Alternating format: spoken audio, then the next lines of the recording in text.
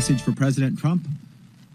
Jalaki fila danfaralen kɛra mara 22 bɛɛ lajɛlen fɛ Californie ni New York bɛ u cɛla. Jamanakuntigi kura kalikasiyɛn dɔn kɔfɛ o dugusɛjɛ la wa a y'a bolo bila yamaruya la minnu tun laɲininen bɛ ka tungaladenw ko latilen Ameriki. Olu dɔ cɛla ye bange ko o jɔ sariya ɲiningali ye hakɛ min semantera sariya sunba fɛ ladilani 14 fɛ ani ka jamanadenya di mɔgɔ o mɔgɔ ma min bangera Ameriki o ka se ka Ameriki jamana sɛbɛn sɔrɔ. Ni o yamaruya nin waliyara o bena foroba fanga n'o ye federal gouvernement duguta sɛbɛn n'o ye passeport ye jamanadenya ka sariya sɛbɛn certificat de citoyenneté walima sɛbɛn wɛrɛw di denmisɛnninw ma minnu wolola Ameriki dugukolo kan fo ni bangebaga kelen ye jamanaden walima ni sigibaga banbali jɔyɔrɔ b'a la. Californie mara o sariyatigɛlaba Rob Bonta y'a fɔ a ka kunnafoni sɛbɛn kɔnɔ ko ni yamaruya min dira ka bange kɔlɔsi jamanadenya bin ka jɛya o be sariya sunba sɔsɔ wa a tɛ Ameriki ta ye. An b'a ɲini kiiritigɛso fɛ a ka teliya la ka ni yamaruya ni latɔn ani k'a lajɛ ko Ameriki bangebagaw ka jo sariya minnu tɔɔrɔla ni nin yamaruya fɛ olu ka to sen na ka sɔrɔ kɔɲɔw bɛ sen na a y'o fɔ ka fara kan. O ɲiningali fila dɔ la kelen min kɛra foroba kiiritigɛso la Massachusetts mara 18 tɔgɔ la o bɛ tugu o kiiritigɛ ɲɔgɔn kɔ min kɛra ACLU fɛ tariku kɔnɔ jamanadenw ka jɔsariya tɔnba dɔ ani jɛkulu wɛrɛw fɛ New Hampshire.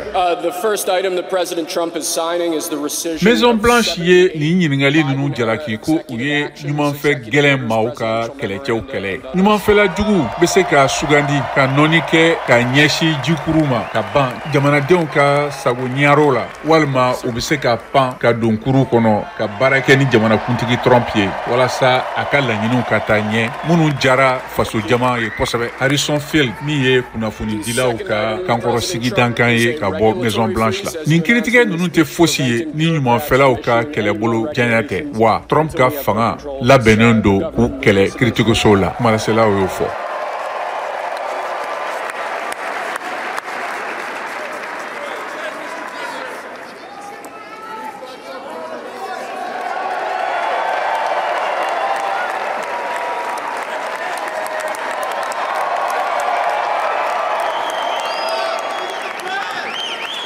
Thank you, sir.